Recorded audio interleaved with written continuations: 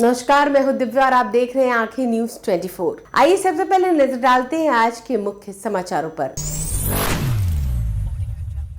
नमस्कार, मैं हूं दिव्या और आप देख रहे हैं आंखें न्यूज 24। जन स्वराज के सूत्रधार प्रशांत किशोर ने प्रधानमंत्री नरेंद्र मोदी के बयान पर कहा कि देखिए, वो लालू प्रसाद यादव जी के और जंगल राज का डर दिखाकर वोट लेना चाह रहे हैं, लेकिन जनता के पास अब जन स्वराज के रूप में विकल्प है।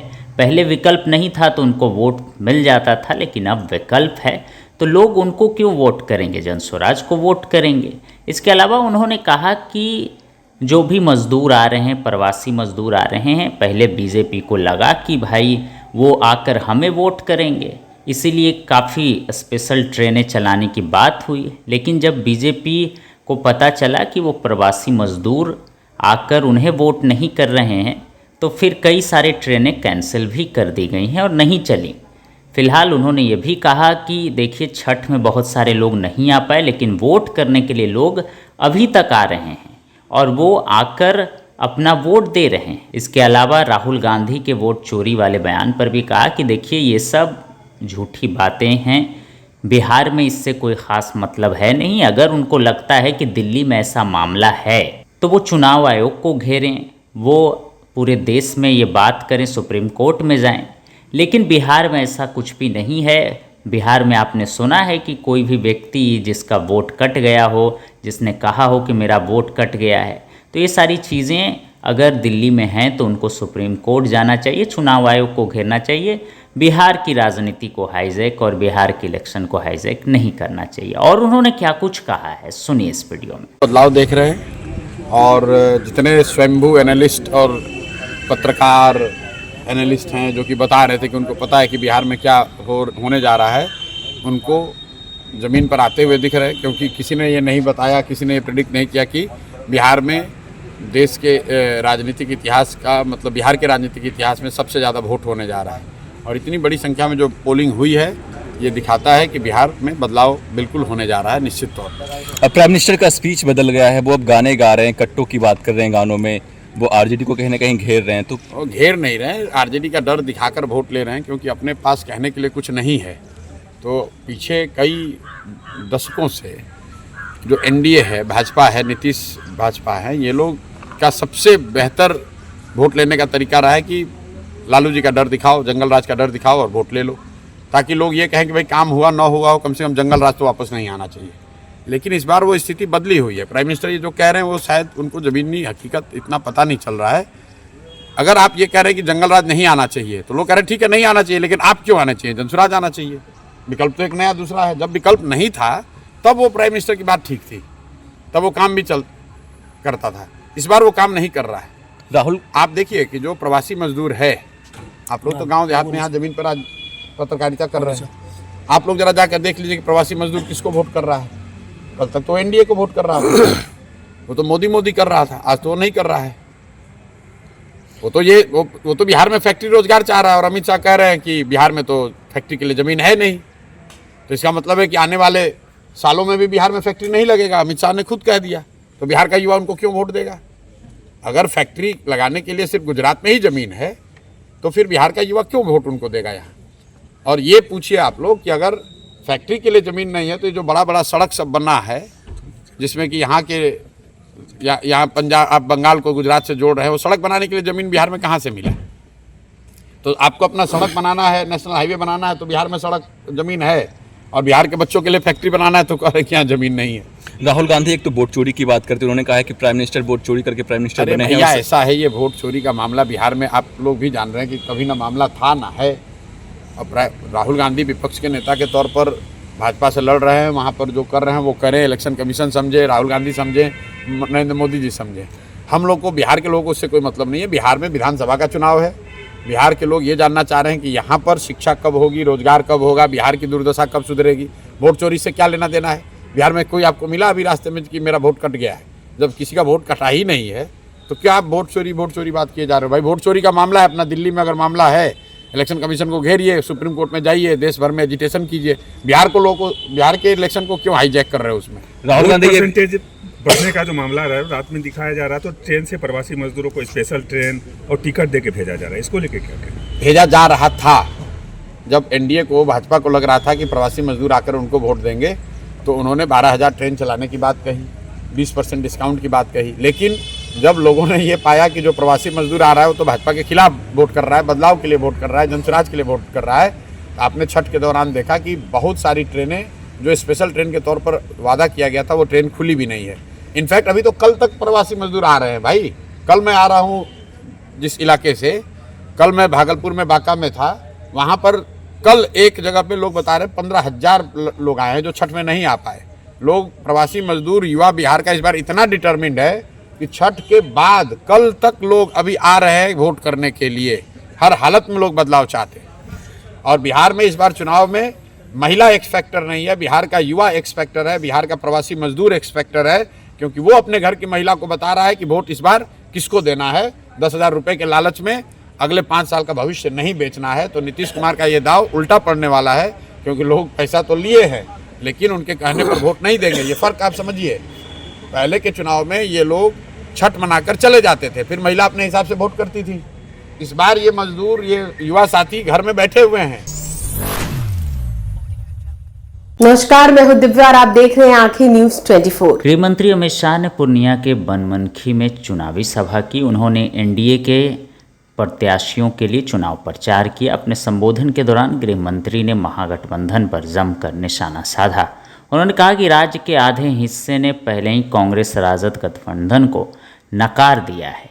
एनडीए बिहार में 160 से अधिक सीटें जीत कर सरकार बनाएगी। मैं सीमांचल में आया हूँ, मैं सीमांचल वालों की बातें जानने आया हूँ। आप बताओ, सीमांचल से घुसपैठियों को बाहर निकाला जाना चाहिए या नहीं? यह अभी अभी राहुल गांधी और लालू प्रसाद यादव के बेटे तेजस्वी यादव घुसपैठियों के बचाव यात्रा लेकर निकले थे। वह चाहते हैं सीमांचल घुसपैठियों का अड्डा बने। घुसपैठिए हमारे गरीबों का हक छीनते हैं। उन्होंने कहा कि हम लोग न केवल घुसपैठियों को निकालेंगे बल्कि ज़मीन अधिग्रहण को भी ज़मींदोज कर देंगे। गृह मंत्री ने कहा कि भक्त प्रहलाद और महर्षि मही की भूमि को मैं प्रणाम करता हूं। बिहार के पहले दलित मुख्यमंत्री भोला पासवान शास्त्री को मैं प्रणाम करता हूं। इस चुनाव में 2 खेमे लगे हैं, एक और बिखरा हुआ ठगबंधन और दूसरे ओर 5 पांडवों वाला एनडीए है। आधे बिहार ने वोट डाल दिए हैं। पहले चरण में लालू राहुल की पार्टी का सुपड़ा साफ हो गया है। बिहार में एनडीए सरकार बनने वाली है। मोदी नीतीश के नेतृत्व में बिहार आगे बढ़कर एक विकसित राज्य बनने जा रहा है। अगले 5 साल में सीमांचल में एक अवैध गतिविधि को बीजेपी और एनडीए की सरकार उखाड़ फेंकेगी। हमारी मतदाता सूची से घुसपैठिए निकालने चाहिए या नहीं निकलने चाहिए? या राहुल गांधी और लालू प्रसाद यादव घुसपैठियों को बचाना चाहते हैं? लेकिन आप दोनों कान खोलकर सुन लें कि हम लोग उन्हें सीमांचल की धरती से निकालकर उनके देश भेज कर रहेंगे। और उन्होंने क्या कुछ कहा है, सुनिए इस वीडियो में। तो कान खोलकर सुन लो, पहले चरण में लालू राहुल की पार्टी का सुपड़ा साफ हो गया। बिहार में 160 से ज्यादा सीटों के साथ एनडीए की सरकार बनने वाली है।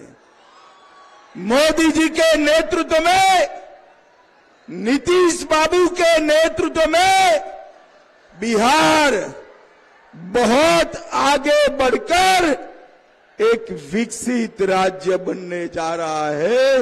विकसित राज्य बनने जा रहा है। भाइयों बहनों, मैं सीमांचल में आया हूं। मैं सीमांचल वालों की बात जानने आया हूं। मुझे बताओ, इस सीमांचल से घुसपैठिए को निकालना चाहिए या नहीं निकालना चाहिए? जोर से बोलो, घुसपैठिए को निकालना चाहिए या नहीं निकालना चाहिए? ये अभी अभी राहुल बाबा और लालू का बेटा घुसपैठिया बचाओ यात्रा लेकर निकले थे। वो चाहते हैं कि सीमांचल घुसपैठियों का गढ़ बने। मगर सीमांचल वालों, मैं कहकर जाता हूं, नमस्कार, मैं अमित और आप देख रहे हैं आंखें न्यूज 24। कांग्रेस ने दावा किया है कि पहले चरण में महागठबंधन लगभग 72 सीटों पर जीत दर्ज कर रहा है। कांग्रेस के मीडिया विभाग के चेयरमैन पवन खेड़ा ने कहा कि हमने फर्स्ट फेज के इलेक्शन का पूरा असेसमेंट किया है। हमारी इंटरनल रिपोर्ट के मुताबिक हम लगभग 72 सीटों पर स्पष्ट बढ़त बना रहे हैं। उन्होंने बताया कि हमने बूथ लेवल के आंकड़े इकट्ठा किए हैं और आरजेडी के नेताओं के साथ समन्वय भी स्थापित किया है। पवन खेड़ा ने कहा कि हम ये नंबर कम बताकर कह रहे हैं क्योंकि असल फिगर्स इससे भी ज्यादा हैं। इस बार हम पिछली बार का स्ट्राइक रेट तोड़ने जा रहे हैं। पवन खेड़ा ने आगे कहा कि इस जीत के पीछे 3 मुख्य वजहें हैं। पहला, बेरोजगारी का मुद्दा, जो इस बार सबसे बड़ा इशू बनकर उभरा है। नौजवान खुलकर अपना गुस्सा जता रहा है। दूसरा, हर वर्ग में सरकार के प्रति एंटी इनकम्बेंसी नजर आ रही है। तीसरा, जब भी प्रधानमंत्री बिहार आते हैं और भाषण देते हैं, एनडीए की सीटें और कम हो जाती हैं। 2-3 मुद्दे निकल कर आए। बेरोजगारी बहुत बड़ा मुद्दा निकल कर आया। नौजवान तमाम और कारणों से ऊपर उठकर नौजवान खुलकर अपने गुस्से का इजहार कर रहा। नंबर 2, एंटी इनकम्बेंसी बहुत ज्यादा हर वर्ग में दिखाई दी कि भाई बहुत हो गया, मौका किसी और को देना चाहिए। और नंबर 3, जितनी बार प्रधानमंत्री बिहार में आकर मुंह खोलते हैं, पहले तो वोट कम हो रहे थे, अब सीटें कम होती। तो प्रधानमंत्री इस चुनाव में विपक्ष के लिए सबसे बड़े स्टार कैंपेनर बन के उभरे, हम सबके लिए। सर, जिस तरह से तेज प्रताप यादव ने कल रोजगार और नौकरी के साथ सहमति जताई, बोला कि जो देगा उसके साथ खड़े, साथ में रवि किशन कहीं ना कहीं असहाय महसूस कर रहे, क्या कहें?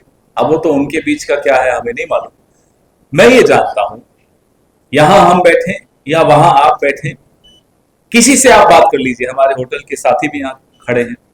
बेरोजगारी एक ऐसा मुद्दा है जो हर घर का एक मुद्दा है, हर परिवार का मुद्दा है, हर मोहल्ले का मुद्दा है, हर टोले का मुद्दा है, हर गांव का मुद्दा है। आप निश्चिंत रहिए, इतना मैं आपको कह सकता हूं कि जिन लोगों ने 2 करोड़ नौकरियों का वादा करके 2014 में सत्ता हासिल की थी, कुछ वक्त के बाद कह दिया था जुमला था, हम ऐसा नहीं करने वाले, हम करके दिखाएंगे। कल जिस तरह से प्रधानमंत्री ने फिर गट्टा और अंगारी और वो जिस तरह से संदर्भ जिसकी जैसी भावना, क्यों वोटर को जाने? अरे हम तो प्रधानमंत्री की बात सुनकर नीतीश बाबू को भी ये सलाह दे रहे हैं, ले जाइए एक आध कट्टा इनके रखिए कनपट्टी पर, अपने आप को घोषित कराइए मुख्यमंत्री। ऐसे नहीं करने वाले हैं, यानी कि वो कट्टा की भाषा ही वो लोग उनको वही भाषा समझ में आती है। अब गुजरात में वही भाषा इन्होंने चलाई, सत्ता में रहे, सत्ता में काबिज हुए। आपको तो किससे मालूम है, केशुभाई पटेल से लेकर और हरेन पांड्या तक के, क्यों मुंह खुलवाते हो? हमारे तो 14 केस हैं, 2-4 और हो जाएंगे, मत करो ऐसा। सर, विश्व गुरु की बात करते हैं तो क्या आप कट्टा ही शब्द बोला क्या वहां तक पहुंच रहे? इन लोगों की मानसिकता वैसी, इस देश की मानसिकता वैसी नहीं है, इस देश की राजनीति की मानसिकता वैसी नहीं है। और जिस प्रदेश से ये लोग आते हैं वहां से गांधी आए हैं भाई, वहां ऐसी भाषा नहीं चलती। इन्होंने चलाने की कोशिश की है, ज्यादा दिन नहीं चल पाएंगे। लेकिन नीतीश बाबू को हमारी सलाह पहुंचा दीजिए, अभी भी वक्त है, कट्टा लाइए, लगाइए इनकी कनपट्टी।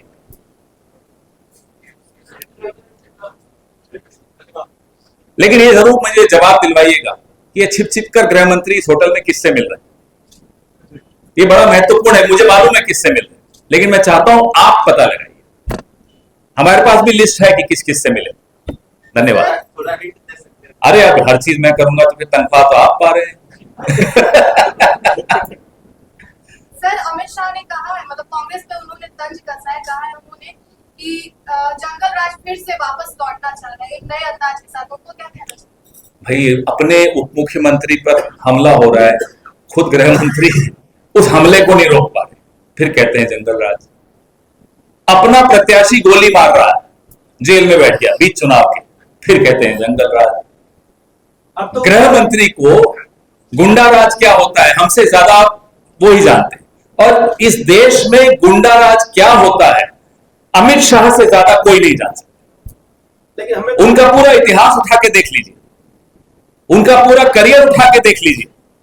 इस देश का गृह मंत्री अच्छी तरह समझता है गुंडा राज क्या होता है और गुंडा राज कैसे किया जाता है। लेकिन यहाँ के उप मुख्यमंत्री तो ज्यादा समझ रहे हैं, वो ब्याज से तो गुंडा राज सीधे कर रहे हैं। हाँ, तो वो तो बेचारे भुक्तभोगी हैं, कंट्रोल ही नहीं कर पा रहे, अपने ऊपर हमला नहीं रोक पा रहे। वो क्या खाक सुरक्षा करेंगे बिहार के लोगों को? तभी तो यहाँ खेमका जी को मार दिया जाता है, अगवा किया जाता है लड़कियों को, 9 मर्डर होते हैं रोज। इसीलिए होता है ना कि ये गुंडा राज चल रहा है। समाचारों में अब वक्त हो चला एक छोटे से अंतराल का। पटना में कई वर्षों से शिक्षा में अहम योगदान दे रहा है Gyansthali high school Alamganj Patna city, जहां 10वीं और 12वीं की बोर्ड परीक्षाओं में 100% अंक प्राप्त कर रहे हैं बच्चे। एक ऐसा स्कूल जहां न केवल होती है पढ़ाई बल्कि साथ ही साथ होती है कल्चरल एक्टिविटी, स्पोर्ट्स एक्टिविटी से जुड़े गेम्स, मैथ ओलंपियाड से लेकर साइंस ओलंपियाड, जहां बच्चों के लिए स्कूल कैंपस अत्याधुनिक सुविधाओं से लैस, छोटे बच्चों के लिए वाहन और ट्रांसपोर्ट की विशेष सुविधा। तो देर किस बात की, आज ही कराएं अपना नामांकन Gyansthali high school Alamganj Patna city में, जहां नामांकन की प्रक्रिया जारी है। संपर्क करें पुलिस चौकी Alamganj main road near Alamganj थाना पटना बिहार 800007। ब्रेक के बाद आपका फिर से स्वागत है। नमस्कार, मैं हूं दिव्या और आप देख रहे हैं आंखें न्यूज 24। राज्यसभा सांसद अखिलेश सिंह का बड़ा बयान। उन्होंने दावा किया है कि बिहार में महागठबंधन की सरकार बन रही है। अखिलेश सिंह ने कहा, मुझे 50 से ज्यादा विधानसभा क्षेत्रों में जाने का मौका मिला है और मैं भरोसे से कह सकता हूं कि महागठबंधन के प्रत्याशी बड़े अंतर से चुनाव जीत रहे हैं। प्रधानमंत्री पर निशाना साधते हुए उन्होंने कहा कि प्रधानमंत्री जब भी बिहार आते हैं तो इंडस्ट्रियलिज्म की लंबी बातें करते हैं, लेकिन एनडीए की सरकार में उद्योगों का पलायन हुआ है। उन्होंने बिहार से उद्योगों को ऐसे गायब कर दिया जैसे नक्शे से गायब कर देते हैं।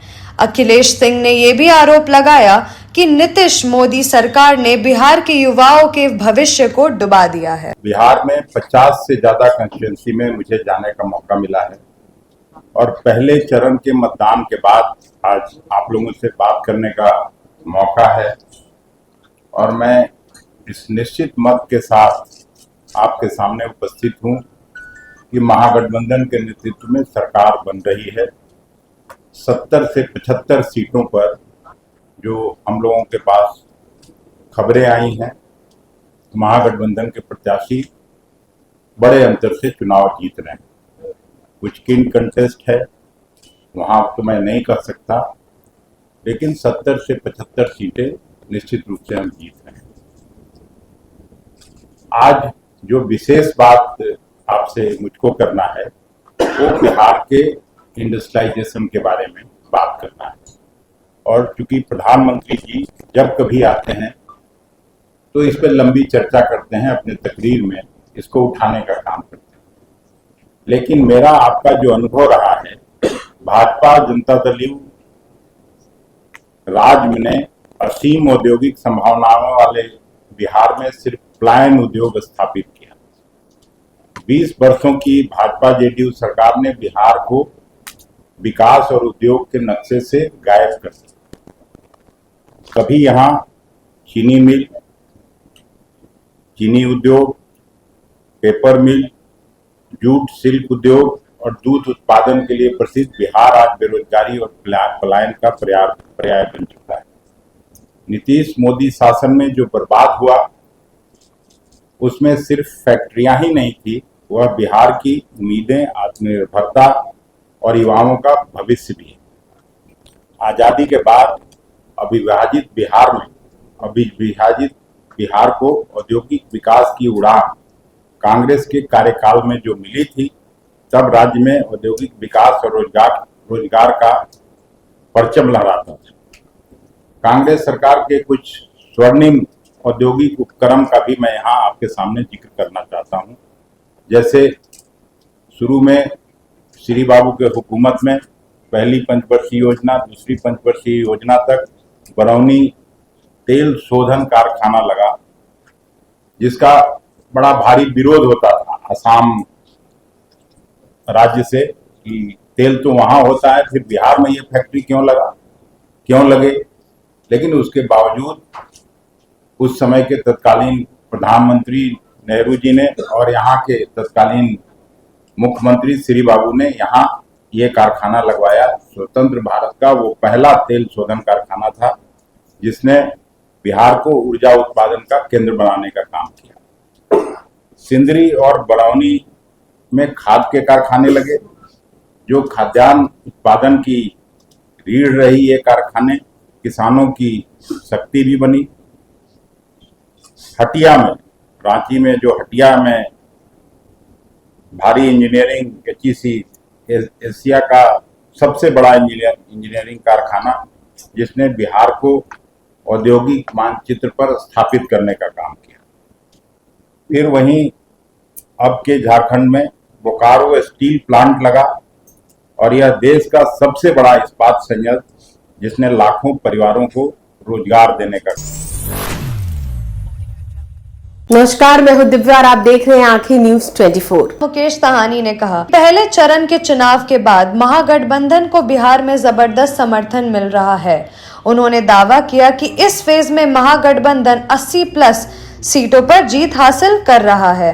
मुकेश साहनी ने कहा कि बीजेपी के लोग अंदर से कह रहे हैं कि वो सिर्फ 35 सीट जीत रहे हैं, लेकिन बाहर से 100 सीटों को जीतने का दावा कर रहे हैं। बोलने दीजिए, बिहार में इस बार बदलाव की लहर है। प्रधानमंत्री के कट्टा और गोली वाले बयान पर जवाब देते हुए उन्होंने कहा कि ऐसे बयानों से देश के युवाओं पर बुरा असर पड़ता है। उन्होंने कहा, हमें गोली की बात नहीं, मुद्दे की बात करनी चाहिए। ये हम लोग 35 सीट जीत रहे हैं, तो अभी उनके लोग अंदर से कह रहे हैं 35 सीट जीत रहे हैं और ऊपर से कह रहे हैं 100 सीट जीत रहे हैं। बोलने दीजिए, बिहार में बदलाव की लहर है। महागठबंधन की सरकार बन रही है। 80+ सीट हम लोग जीत के आ रहे हैं और बिहार में सरकार तेजस्वी जी के नेतृत्व में सरकार बनेगी। प्रधानमंत्री कह रहे हैं कट्टे गोली की सरकार है ये लोग जो आने। आप बताइए, देश के प्रधानमंत्री अगर कट्टा की गोली की बात करें तो हमारे जो बच्चे लोग हैं वो क्या सोचेंगे, उनके ऊपर क्या असर पड़ेगा? आप बताइए कि ये तो मानते हैं कि प्रधानमंत्री जी सीनियर सिटीजन हो चुके हैं, अब वो पुराने जमाने में जाना चाहते हैं, लेकिन हमको ये देश को, ये राज्य को पीछे नहीं लेके जाना है, हमें आगे लेके जाना है। हमें कट्टी की बात नहीं करना है, हमें पेन की बात करना है, हमें गोली की बात नहीं करना है, हमें बात की बात करना है जो हमारा देश आगे तरक्की कर सके, इसकी बात करना है। और प्रधानमंत्री जी को जो अच्छा सूट करता है वो बोल रहे हैं, वो बोलने दीजिए। अगर आपने अभी तक हमारे चैनल को सब्सक्राइब नहीं किया है तो हमारे चैनल को जल्द से जल्द सब्सक्राइब करें, लाइक करें और शेयर करें। देश और दुनिया की तमाम खबरों को देखने के लिए लगातार देखते रहें आंखें न्यूज 24।